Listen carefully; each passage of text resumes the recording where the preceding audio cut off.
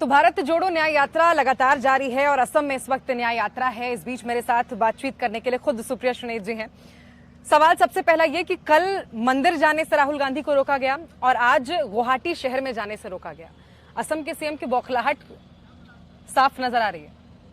सबसे पहले तो मैं ये बोलना चाहती हूँ कि किसी को मंदिर जाने से रोकने वाले अधर्मी और पापी होते हैं और सबसे भ्रष्ट चीफ मिनिस्टर अब अधर्मी और पापी भी बन चुके हैं।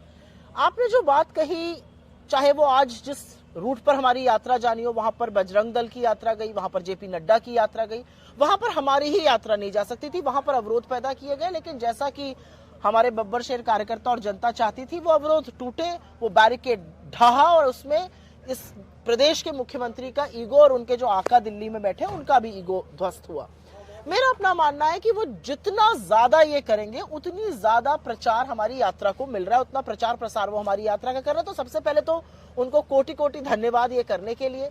काफी sections of main stream media जो इस यात्रा को नहीं दिखाना चाहते थे या नहीं दिखा रहे थे, उदासीन थे इस यात्रा को दिखाने के लिए, उनको भी झक मार के दिखाना पड़ रहा है। तो मैं तो ये कहूंगी हमारे प्रचार प्रसार का सबसे बड़ा तंत्र उन्होंने किया।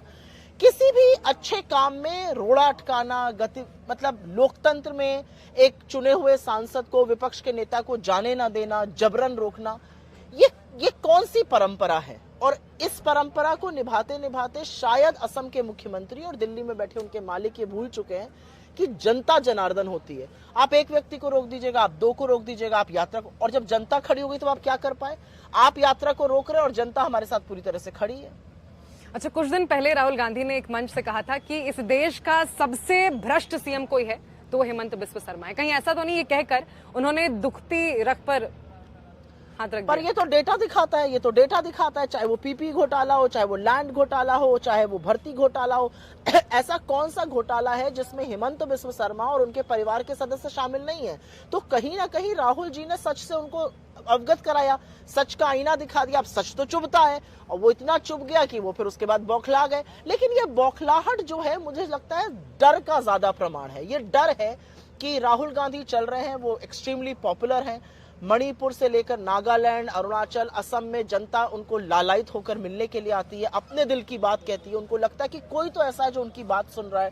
चाहे आप मणिपुर की महिलाओं का दर्द देखते हो, चाहे आप असम के बेरोजगारों की वेदना सुनिए, तो मुझे ऐसा लगता है ये डर ज्यादा है। डर इस बात का है कि ये जनता तो राहुल जी के साथ खड़ी हो गई। जिस जनता को मैं दबा कर धमका कर रखना चाहता था, जिसके ऊपर मैंने अपनी पुलिस छोड़ी हुई थी, वो राहुल गांधी के साथ खड़ी हो गई।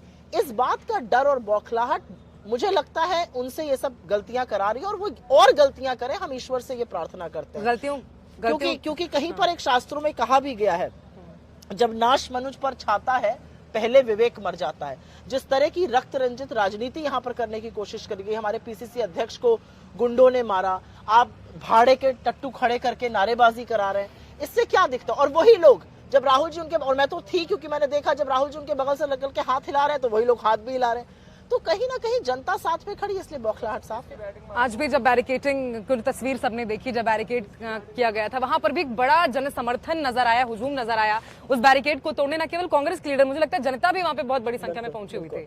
बिल्कुल, और आप थी वहां पर और मैं भी थी, और वहां पर सिर्फ कांग्रेस के कार्यकर्ता नहीं थे, वहां पर वो जनता थी जो चाह रही थी राहुल जी को सुनना, वो जो चाह रही थी कि राहुल जी से वो बात करे, जो चाह रही थी राहुल जी उनसे संवाद करें। आज सुबह जब हम लोग निकले, आपने खुद ही देखा होगा, यूएसटीएम यूनिवर्सिटी में राहुल जी को नहीं आने दिया गया और सारी की सारी यूनिवर्सिटी सड़क पे आके खड़ी थी। तो जिसको आप रोकने का प्रयास करते हैं, जिसको आप अंदर आने की अनुमति नहीं देते, आपका सारा यूनिवर्सिटी आके बाहर सड़क पे खड़ी हो गई। राहुल जी ने उनको एड्रेस कर दिया, ज्यादा लोगों ने उनकी बात सुनी। तो मेरा अपना मानना है कि जितने अवरोध आप अच्छे काम में पैदा करिएगा, वो अच्छा काम उतनी जोर से बड़ा होके स्वरूप लेता है। मेरा अपना मानना है कि चाहे वो यूएसटीएम हो या चाहे वो आज जब जनता ने प्रदर्शन किया और जिस तरह से बैरिकेड ढहा, और मैं इस बात की बहुत तारीफ करती हूँ राहुल जी की कि बैरिकेड ढहाना जरूरी था, दिखाना जरूरी था एक तानाशाही सरकार को कि हम आपके आगे झुकने वाले नहीं है। लेकिन उसके बाद हमने कानून का पूरा पालन किया, हमने पुलिस की बात मानी और जो रूट था उससे गए हम। बिल्कुल, 5 न्याय का भी जिक्र आज हुआ। जी हाँ। उस 5 न्याय के बारे में एक बार आप जरा डिटेल में बताइए। मुझे लगता है ये बड़ी बात है। जब राहुल गांधी जी भारत जोड़ो न्याय यात्रा लेकर निकले तो बहुत डिबेट हुआ, बहुत लोगों ने पूछा कि इस यात्रा की क्या जरूरत है। कुछ ऐसे सवाल भारत जोड़ो यात्रा में पूछे गए थे, जब उसका आंसर लोगों ने देखा तो वो सवाल बंद हो गए। लेकिन भारत जोड़ो न्याय यात्रा के वक्त लोगों ने पूछा अभी न्याय की क्या जरूरत है। हमारा अपना मानना, और इस देश ने 10 साल अन्याय का दंश सहा है। वो अन्याय युवाओं के साथ हुआ है, महिलाओं के साथ हुआ है, इसीलिए भारत जोड़ो न्याय यात्रा का आगाज भी किया गया। और जब भारत जोड़ो न्याय यात्रा शुरू की गई तो एक चीज बिल्कुल साफ थी कि इसके 5 स्तंभ होंगे, और वो 5 स्तंभ युवा न्याय है, भागीदारी न्याय है, नारी न्याय है, किसान न्याय है और श्रमिक न्याय है। 10 सालों से इस देश के युवा रोजगार मांग रहे हैं, उनको रोजगार के बजाय लाठियां पड़ती हैं, उनके साथ न्याय होना चाहिए। 10 साल से शोषित, वंचित, दलित, आदिवासी, पिछड़ा समाज परेशान है, बदहाल है, बेहाल है, वो न्याय की उम्मीद कर रहा है, उनके साथ न्याय होना चाहिए, उनकी भागीदारी सुनिश्चित होनी चाहिए। 10 साल से नारी सुरक्षा और नारी का जो पार्टिसिपेशन आर्थिक व्यवस्था में होता है वो बिल्कुल ध्वस्त हो चुका है, उनके साथ न्याय होना चाहिए।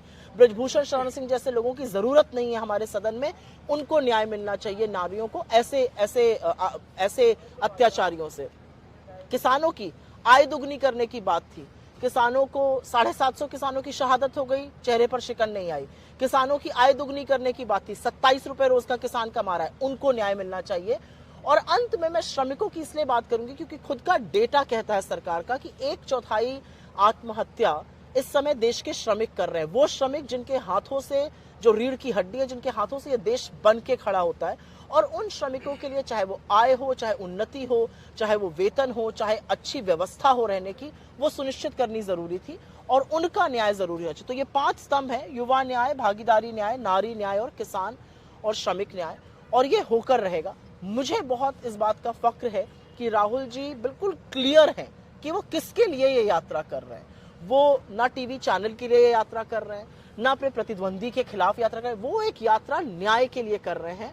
और न्याय का जब कोई बीड़ा उठा लेता है तो न्याय होकर रहता है। बहुत शुक्रिया आपका, बहुत शुक्रिया। तो धन्यवाद। देखिए, कुल मिलाकर ये समझिए आप कि इस देश के युवाओं, महिलाओं, बेरोजगार युवाओं, किसानों, श्रमिकों के लिए ये भारत जोड़ो न्याय यात्रा जारी है और न्याय का हक मिलने तक ये यात्रा ऐसे ही निरंतर जारी भी रहने वाली है।